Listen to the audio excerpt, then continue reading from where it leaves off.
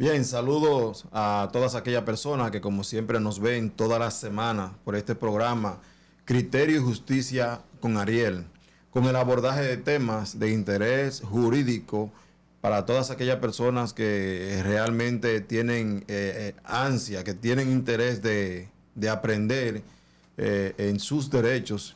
Y, ¿por qué no?, también aquellas personas que son estudiantes de Derecho, abogados y el público en general. Como siempre, Gilbert Ronaldo Matos nos acompaña en el día de hoy. Saludos a las personas que nos siguen a través de las diferentes redes sociales, tanto a través de YouTube, Instagram y Facebook, recordándoles siempre que este contenido es de vital importancia para toda la población, tanto del sur así como del país, para que puedan entender acerca de lo que es en realidad el concepto de derecho y de manera general. Tenemos hoy una conversación, podemos decirlo así, con nuestro amigo, colega y hermano William Pimentel, sobre un tema que, aparte de ser, ¿verdad?, un tema jurídico, es un tema social, que es el tema de la violencia intrafamiliar y violencia de género.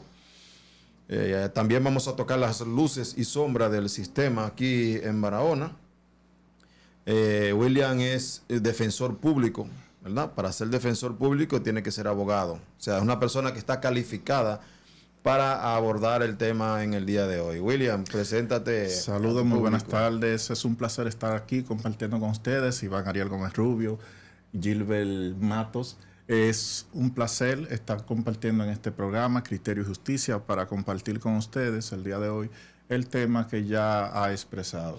Nosotros tenemos en Barahona, y es bueno que, mucha gente lo sabe, hay quienes no, pero tenemos en Barahona una unidad de atención a víctimas de violencia de género, intrafamiliar y delitos sexuales. Exacto. Y será también parte central del tema que vamos a tocar en el día de hoy. ¿Cómo tú ves, William, el tema de la violencia intrafamiliar y violencia de género?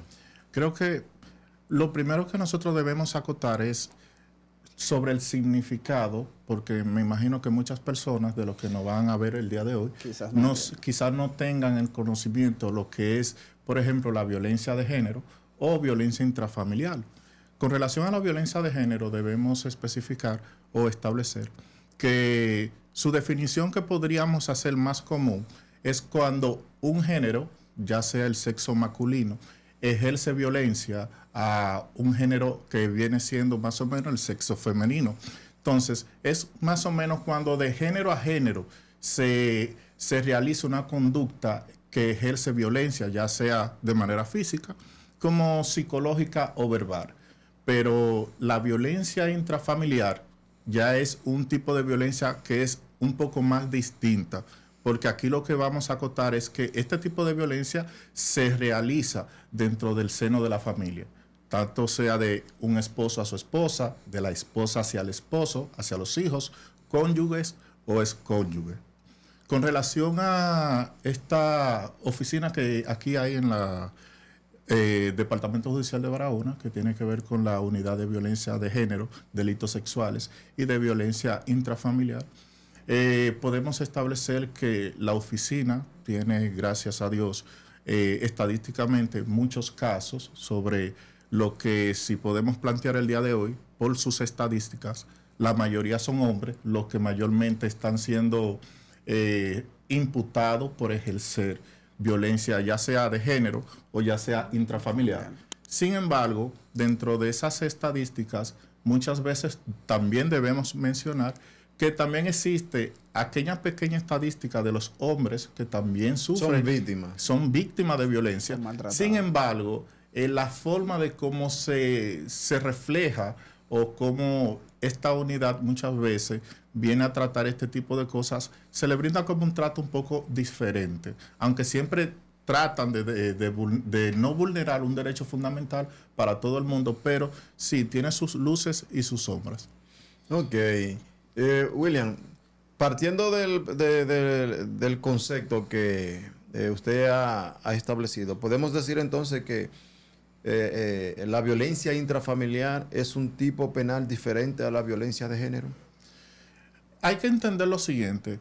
no es porque hay una que se da dentro del contexto de la familia y hay otra que se da fuera de la familia. Fuera de la familia.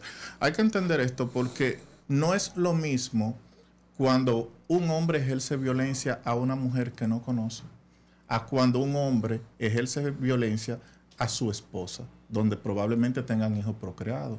Entonces estamos hablando de dos figuras que aunque son similares, que tienen en común la violencia, pero se dan en ambientes distintos.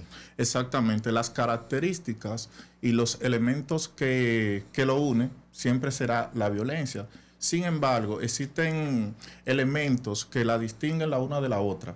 Pues debemos establecer que la violencia de género, aunque es una violencia que también se ve atacada desde un punto de vista social, porque obviamente es un problema social y debe ser atacado para que no se pueda ejemplarizar la conducta que va hacia la agresión.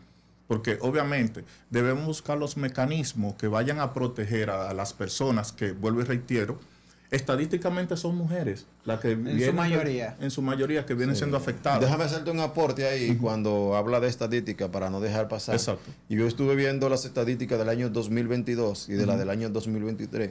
En el año 2023 51 mujeres fallecieron, o sea, fueron asesinadas. Exacto. Y en el año 2022 58. Hubo una pequeña disminución de 7 mujeres. Pero independientemente de todo, se ve que la problemática va en ascenso. En ascenso. Mira, con relación a esto, la sociedad trata de poder darle un tratamiento totalmente diferente, pero que vaya a buscar la solución y a evitar de que este tipo de situaciones sigan realizándose en nuestra sociedad. Porque obviamente debemos entender que siempre va a existir la víctima o lo que queda de parte de la víctima cuando la mujer es asesinada, que son sus hijos, y ellos ven este ejemplo y muchas veces esto puede perturbar social y psíquicamente la conducta de sus hijos. Pero la familia que prácticamente queda destruida, un papá que está preso, una mamá que está fallecida y los hijos que son producto de ese hecho tan lamentable deben ser tratados con un especialista. Sin embargo, es bueno que se trate de que en este tipo de situaciones con relación a este tipo de violencia, aunque el legislador ha intentado por todos los medios posibles de buscar una forma de poder parar lo que es este tipo de violencia y este tipo de conducta, no ha sido suficiente con relación a hacer que las penas sean más drásticas y que aparte de que las penas puedan ser más drásticas, buscar un medio para evitar de que sigan aconteciendo este tipo de situaciones. No ha sido posible, lamentablemente. Es más, lo que podríamos establecer que esto ha generado también que aquellas personas que no tienen, porque obviamente no todos los casos de violencia intrafamiliar o de violencia de género deben ser tratados de la misma manera, pues a veces dentro del mismo vínculo matrimonial, a veces las parejas discuten y obviamente una discusión a veces se refleja como una violencia verbal. Entonces, no debería tener la misma jerarquía. O sea, que dentro del entorno familiar pueden haber desacuerdos, criterios encontrados, que necesariamente no es una violencia intrafamiliar. Exactamente. Y es que Ariel también y William, los casos de violencia de género deben ser tomados con pinzas, ya que cualquier discusión alarma tanto a la sociedad que cualquier vecino puede llamar al 911, llamarle a una patrulla y lo llevan preso. Y es un sometimiento automáticamente. Y no hubo tal violencia. Solo fue un desacuerdo entre parejas en ese momento. Exacto. Habría que ver el criterio que está tomando el Ministerio Público con eso de la violencia de género. Porque yo soy de lo que digo como abogado, que no todas las agresiones en contra de una mujer se puede tipificar como violencia de género. Exacto. Porque yo te pudiera poner un ejemplo. Si nosotros estamos aquí hoy en el salón y entra una mujer por esa puerta y de repente comienza a agredirnos a nosotros y uno se defiende y en esa defensa ella termina agredida, no pueden decir que por el hecho de que ella es mujer tenga que haber una violencia de género. Pero con eso hay que tener mucho cuidado con eso. Esa ha sido una de las secuelas, podríamos decir, de hacer penas más drásticas sin poder determinar, porque no todos los casos son iguales, ni se deben determinar de la misma manera. ¿Qué sucede con eso? Por ejemplo, ahorita, cuando estábamos acotando la parte de que el esposo, vamos a suponer, tiene una ligera discusión con su esposa, se dicen algunas cosas, ya ella puede interpretar esto como una violencia verbal. Va y pone la denuncia, la persona va detenida, va presa, y probablemente por la consternación social que se ha habido por este tipo de violencia de intrafamiliar, y el legislador buscando salvaguardar a una víctima que tal vez en ese momento no sea una víctima per se. Sin embargo, trata de evitar un hecho que pueda suceder de él posteriormente. Sin embargo, mientras el hacha va y viene, a ese ciudadano le imponen una prisión preventiva sin él tener probablemente la capacidad de ir más allá a lo que haya sido una conducta a la agresión. Puede ser tratado porque en San Juan hay un centro de rehabilitación de conducta. Para hombres. Para hombres y mujeres. Te iba a preguntar. Sin embargo, exacto, para hombres y mujeres. Sin embargo, vuelvo y nos vamos a la estadística, se atienden a más hombres que a mujeres.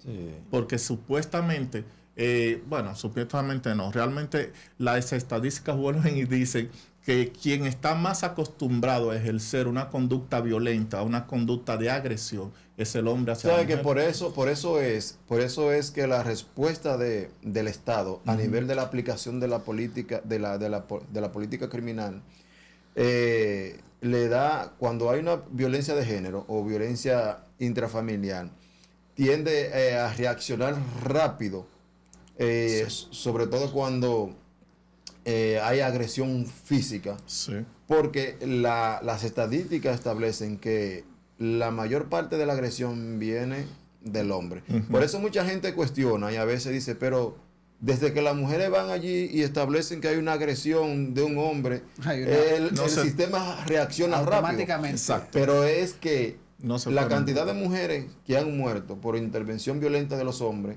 va en aumento. Y el sistema te dice, bueno, de manera preventiva tenemos que reaccionar rápido para evitar... Se convierte en un caos luego. Sí, pero yo te hago una pregunta. El enfoque que la unidad de violencia de género, la unidad de atención a víctimas de violencia de género, le está dando al caso, ¿cómo usted lo ve? Mira, debería tener un enfoque un poco más flexible y no tan radical. Esto lo hacemos porque, volvemos y repetimos, no todos los casos que se llevan a la unidad de violencia de género son iguales. Hay casos primarios que yo entiendo que aquellas personas o aquellos individuos que van por primera vez o que de alguna manera han ejercido una violencia que no es física sino verbal, creo que su comportamiento y su conducta puede ser tratada con un especialista en la materia. Y a tiempo. Y como ya hemos establecido, ahí está el Centro de Rehabilitación Conductual que está en San Juan. Podría ser enviado por ahí. Pero hay un miedo a veces de las autoridades a darle un tratamiento conciliatorio a ese tipo de casos. Porque el mismo sistema reacciona de forma violenta al fiscal cuando por una u otra razón un hombre mata a una mujer y que ya se había pasado por un proceso de conciliación. Exacto. Es una situación difícil, sobre todo cuando la misma ley no permite conciliación. Sin embargo, es el mismo legislador en uno de los numerales del artículo 226, creo que es el numeral 3, que te dice que también se puede poner a un ciudadano bajo el cuidado y vigilancia de una institución o persona que le pueda incluso dar un seguimiento a través del Ministerio Público. Entonces, si el numeral 3 establece que se le puede imponer a un ciudadano que éste quede bajo el cuidado como una medida de coerción, como una medida de coerción que puede ser, por ejemplo, enviado a este centro conductual, la situación debería ser diferente, porque hay que entender algo. ¿Qué pensaría aquel individuo que simplemente porque tal vez le dijo una palabra fea a su esposa, lo condenan a una prisión preventiva y luego probablemente de esto pueda surgir una condena, que ya él pierde el miedo a la cárcel. ¿Qué pensará? Si yo por una discusión agarré y tuve que estar 4 o 5 años preso, ahora cuando salga la mato. Bueno, podría ser. Bueno, vamos a abordar, vamos a una pausa, una breve pausa, pero hay una pregunta que quiero que vayamos analizando. ¿Cómo se percibe, qué relación tiene el peligro hacia la víctima y la imposición de la medida de coerción? En breve minuto. Este es un espacio, Criterio y Justicia con Ariel, que llega gracias a la firma de abogados Gómez Rubio Asociado, que cuenta con un equipo de profesionales de primera. Dentro de ellos está Gilbert Ronaldo Matos, Amelia Ledesma, Bernie Melina Ledesma y un servidor. Gracias por mantenerse en compañía y sintonía con nosotros. Bien, una de las preguntas que tenemos pendiente es sobre la percepción del peligro de fuga. Vemos que cuando se están conociendo medidas de coerción, los jueces, los ministerios públicos siempre están planteando el peligro hacia la víctima, y los jueces, cuando van a poner una medida de coerción, sobre todo la prisión preventiva, también hacen mucho hincapié en el peligro hacia la víctima. ¿Es suficiente establecer el peligro hacia la víctima para imponer una prisión preventiva? Bueno, si es para poner una prisión preventiva, que es la más gravosa que establece el artículo 226, no es tan suficiente sobre si es, o sea, la peligrosidad del imputado hacia la víctima debería estar corroborado con algo más. Porque muchas veces queda como a la subjetividad del Ministerio Público el simple y llanamente decir no, porque existe un peligro del imputado hacia la víctima. Pero ¿en qué consiste ese peligro? O sea, si tenemos a un ciudadano en el caso de que sea primerizo, ¿cómo puede ejercer por primera vez un peligro si no se ha demostrado, o el Ministerio Público no ha demostrado que él tenga un patrón de conducta ejercida a la violencia? No solamente un patrón de conducta ejercida a la violencia, sino hay que ver si anterior a esa persona, a esa mujer, si fuera de género, o a su esposa, si fuera intrafamiliar, él haya ejercido a alguien algún tipo de manera que su conducta haya generado algún desenlace físicamente hacia otra persona. Entonces, también es algo que es bueno tener en cuenta, y es lo que, si ese ciudadano tiene, por ejemplo, también porte y tenencia de arma de fuego, porque para tú tener un porte y tenencia de arma de fuego, la ley establece que incluso actualmente te tienes que evaluarte psicológicamente para tú saber si estás adecuado para tener una pistola. Entonces, el Ministerio Público tiene que probar esa peligrosidad. Lo que podríamos estar planteando, para yo poder interpretar, es que es muy subjetivo. Depende todo de lo que la mujer diga en una entrevista o una evaluación que le hagan, y ya el psicólogo o el fiscal determina de que realmente hay un peligro hacia la víctima, pero nunca se hace un trabajo social para ver realmente cuál fue el comportamiento de ese hombre, o si en el ambiente la familia o los vecinos plantean algún tipo de violencia sistemática. Exactamente. Yo siento que queda mucho parcializado hacia lo que el Ministerio Público establece sobre esa peligrosidad, porque debe existir algún tipo de historial. Y si no se ha mostrado un historial de conducta, de que ese individuo haya tenido una conducta anteriormente reprochable socialmente, no tiene arma de fuego, no ha tenido nunca algún indicio ni siquiera con otra persona, entonces no deberíamos establecer una peligrosidad así per se. Hay un planteamiento que lo hemos analizado Gilbert y yo, sobre la cantidad de hombres que van a denunciar violencia de sus mujeres. Y estadísticamente es mínima, pero en los hechos prácticos, la violencia de las mujeres hacia los hombres en el interior de la familia, sabemos que de hecho las estadísticas son más elevadas. Los hombres no denuncian por muchos factores. ¿A qué usted cree que se debe que los hombres no van a poner denuncia en contra de las mujeres? Lo primero es que hay que entender que los derechos fundamentales son para todos. El acceso a la justicia son para los dos bandos. Lamentablemente no se visualiza de esa manera. Sin embargo, el acceso a la justicia debe ser de una manera equitativa. Con relación a tu pregunta, hay una situación que a nosotros culturalmente nosotros nos educan a ser el proveedor, el hombre, el macho de la casa. Muchas veces el hombre no llora. Muchas veces el hombre, este tipo de conducta, cuando la mujer se le ejerce al hombre y le ejerce algún tipo de conducta que lo llaman ahora mismo socialmente, creo que le dicen cuando una mujer es tóxica, que le ejerce violencia, mayormente es verbal, e incluso esa situación de revisar celulares y cosas como esa, y le realiza persecución per se. Cuando el hombre va y se dirige hacia la unidad de violencia de género, muchas veces a buscar la protección y que le salvaguarden un derecho fundamental, que también es el acceso a la justicia. Muchas veces he tenido de conocimiento que también llaman, porque debe haber un filtro para el hombre. Vamos a llamar a la persona, a la mujer, vamos a ver qué es lo que está pasando. Pero mientras tanto, tú te quedas aquí, vamos a ver, porque puede ser de que a veces, como dijimos, entre las luces y sombras, puede ser de que el hombre supuestamente está cogiendo adelante, y cuando llamamos a la mujer, el hombre dice que es que está ejerciendo la violencia y termina él siendo detenido. Pero eso sería un asunto muy, muy delicado y muy peligroso. Delicado. Porque que un hombre vaya a poner una denuncia y que el Ministerio Público lo detenga, eso es lo que usted me está diciendo, para llamar a la mujer. Luego la mujer viene, da una versión contraria y el hombre es el que termina preso. Así es que pero cuando la mujer va a poner una denuncia, le aceptan la denuncia, tramitan todo con el psicólogo, solicitan la orden de arresto, pero nunca llaman al hombre para preguntarle qué pasó. Es un tratamiento discriminatorio, entonces.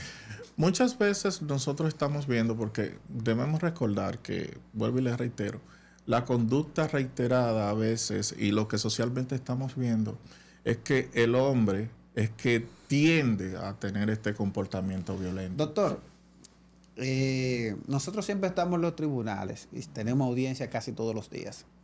En la mayoría de los casos de violencia de género, por lo general, lo han denunciado 5 y 6 veces. Sí. Pero ¿qué sucede?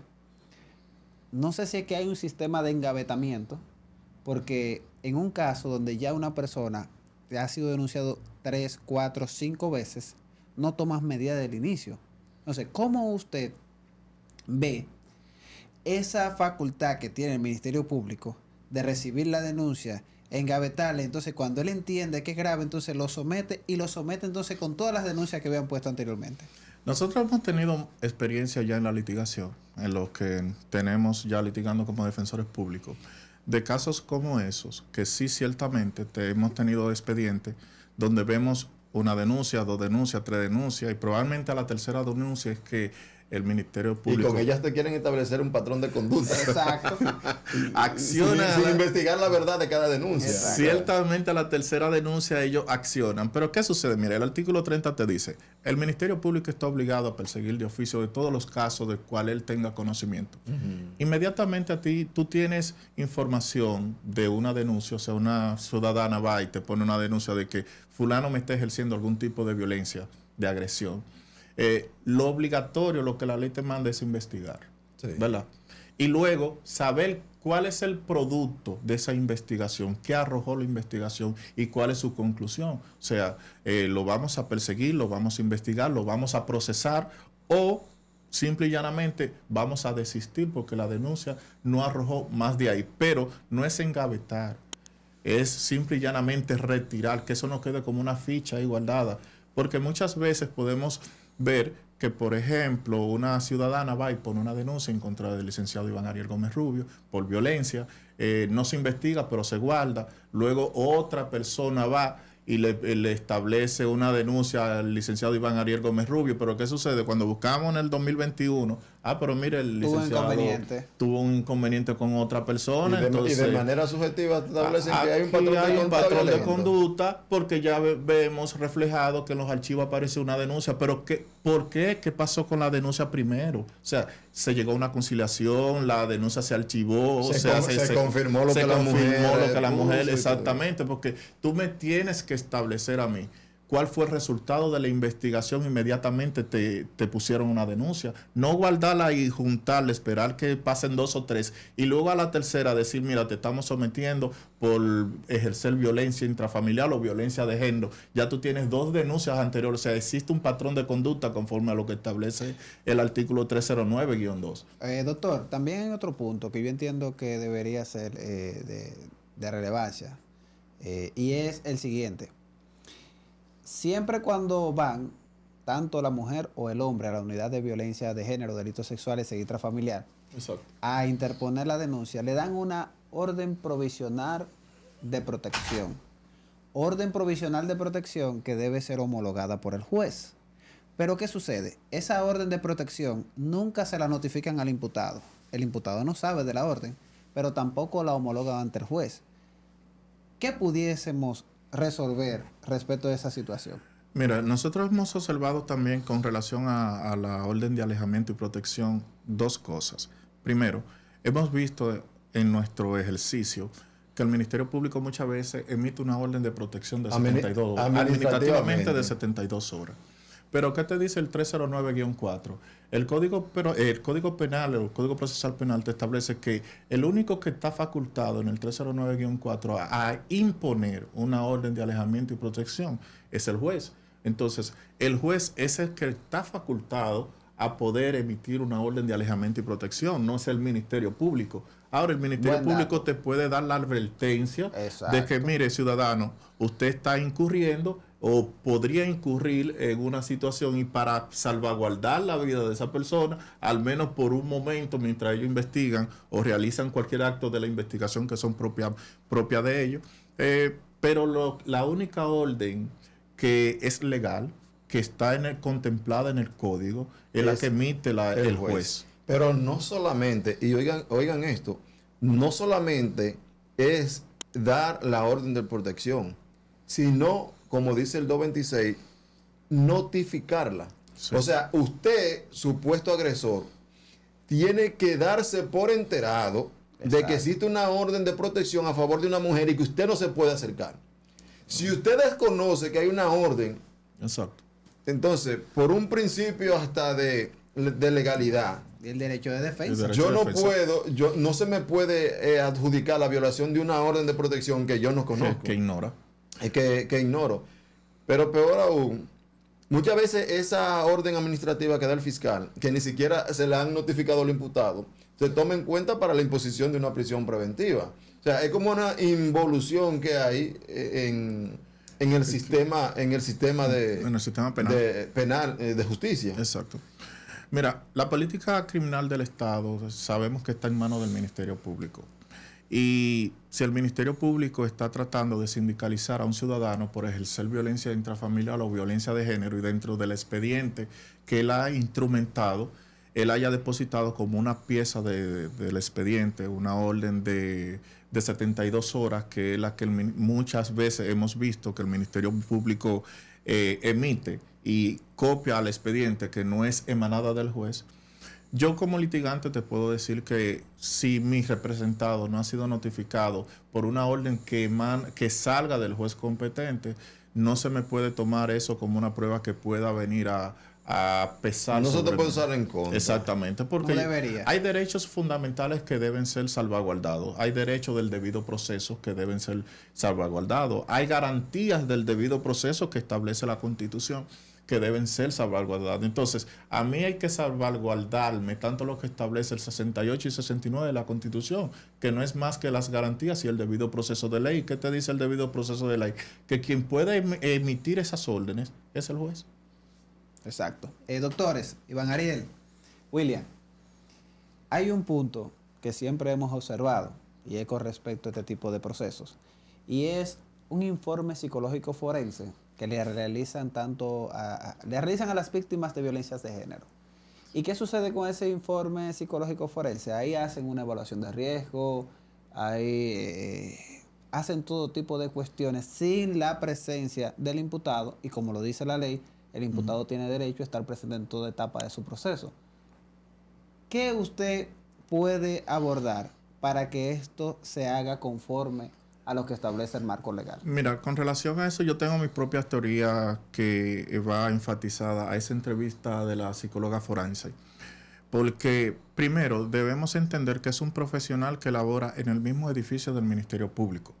Y muchos dirán, ¿pero qué tiene eso que ver? Porque el INACI también es una dependencia del Ministerio Público. Sí, pero el INACI no está en el mismo edificio que lo separan puertas de una entrevista forense que debería ser neutral, porque lo que se busca es la verdad. O sea, que el psicólogo pudiera estar influenciado por el ambiente de trabajo muy cercano al Ministerio Público. Desde mi punto de vista, no existe tal neutralidad con relación a esa entrevista. Lo que se busca en esa entrevista es algo que vaya totalmente a favor de las víctimas, de manera independiente de si le afecta o no al imputado.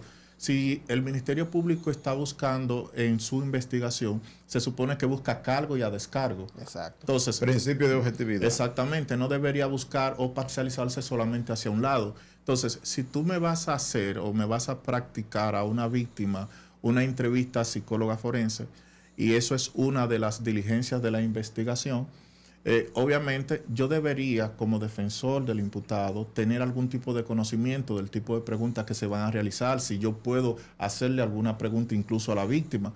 No ya cuando es demasiado tarde, ya que la entrevista está elaborada, que la entrevista está depositada, anexada en un expediente, y que ya en los tribunales, que ya yo no puedo hacer ni pregunta, ni objeción, ni nada, entonces... Pero creo que con eso el juez de la instrucción de Barahona, Daniel, tiene un criterio.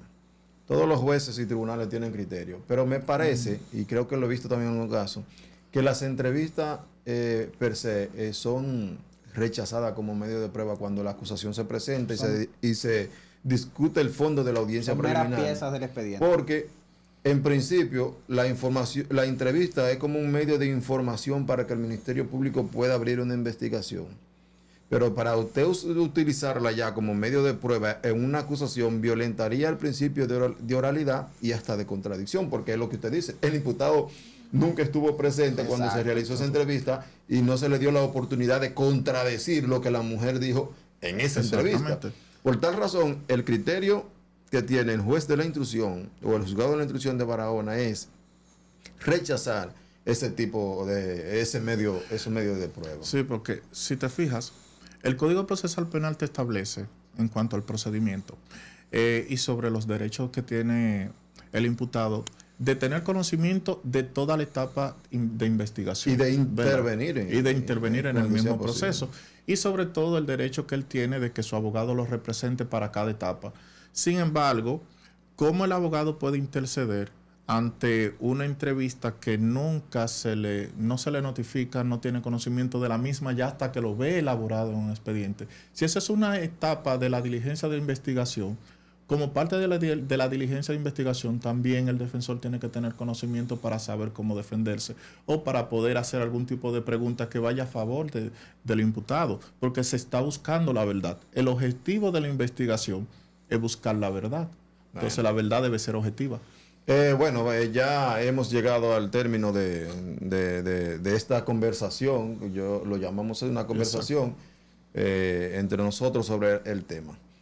No podemos dejar de reconocer que la violencia intrafamiliar y la violencia de género es un problema, tanto de la justicia como un problema social. No podemos tampoco dejar de mencionar que realmente muchas mujeres están muriendo por la actitud violenta del hombre. También tenemos que reconocer que el Estado tiene que de una u otra forma aplicar políticas que prevengan ese tipo de situación.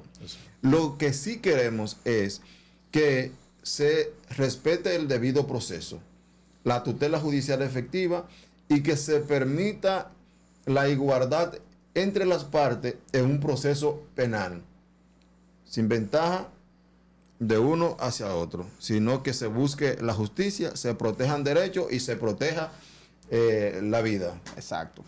Gilbert, ¿por dónde salimos toda la semana? Tenemos varias redes sociales, estamos en Instagram, Facebook y YouTube. Recuerden siempre compartir este video, darle like y suscribirse. Su suscripción nos ayuda a nosotros a crecer y a ustedes los ayuda a aprender. Y el agradecimiento a nuestro amigo y hermano, colega William Pimentel. Muchas gracias por invitarme. Gracias por estar aquí. Un placer por estar aquí.